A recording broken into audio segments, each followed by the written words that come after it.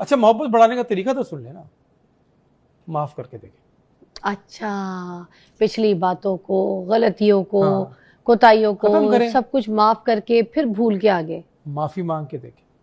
अच्छा, फिर माफी भी मांग के माफी देखे, मांग के माफ देखें। करना हाँ एंड देन फिर माफी मांगना। हाँ गुड। हाँ, शुक्रगुजारी करके देखें। अच्छा, ये डोजे हैं। ये डोज है ना, उसके मोहब्बत के इंग्रेडिएंट्स हैं। हाँ, ये कौन सी मोहब्बत है कि आपने एक दफा तारीफ तो कर दी, दूसरी दिन उसकी एमसीबीसी कर दी, और ये नहीं कि मैं मोहब्बत करता हूँ इतनी करता हूँ, ये मोहब्बत नहीं है। वो मोहब्बत ये कि प्रैक्टिकल तो दिखाए ना। हाँ, प्रैक्टिकल क्या है कि जब उससे गलती हो, बीइंग ए मुसलमान, बीइंग ए दर्द इंसान, करो, माफ करो, माफ करके दिखाओ।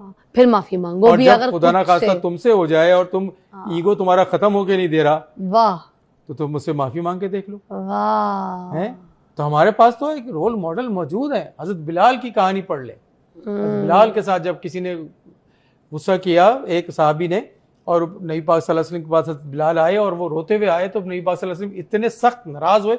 आपको पता है करीम आका नाराज नहीं होते, करीम आका तो रहमत का मंबा थे ना। क्या बात है। तो वो नाराज हो गए, तो इतने नाराज हो कि वो साहबी जो है वो डर गए, हजरत बिलाल के पास गए और जाके उन्होंने मट्टी में अपना मुंह रख दिया कि तुम मेरे मुंह पे पैर रखो, जब तक तुम माफ नहीं करोगे तो उस वक्त तक मैं यहां से जाऊंगा नहीं। ओके। कि करीम आका मुझसे नाराज हो गए इस बात पे कि मैंने तुमसे मिसबिहेव किया, तुमसे ऊंची आवाज में बात की। अच्छा, आप जरा रवैया देखें, यहां हम अपने बिल्कुल क्लोज रिलेशन में कत्ल करने पे आ जाते हैं कि बीवी ने मेरी बात को नहीं माना, खाना जो है वो वक्त पे नहीं मिला, या बेटे ने मुझे सलाम इस तरह से नहीं किया, दादी अम्मा ने ऐसे नहीं किया। मैं ये बता रहा हूं कि मोहब्बत के इंग्रेडिएंट्स है ना, करें ना, उसको थपकी लगाए ना, कहें कि जनाब अली बेटी को कि मैं तुम्हारे साथ हूं, तो फेल भी होगी तो मैं तुम्हारे साथ हूं। कहें बेटे से, कहें कि जनाब अली कोई परेशानी होती है तो डिस्कस जरूर कर लेना। हम कहते हैं रिश्ता तोड़ो, घर आ जाओ।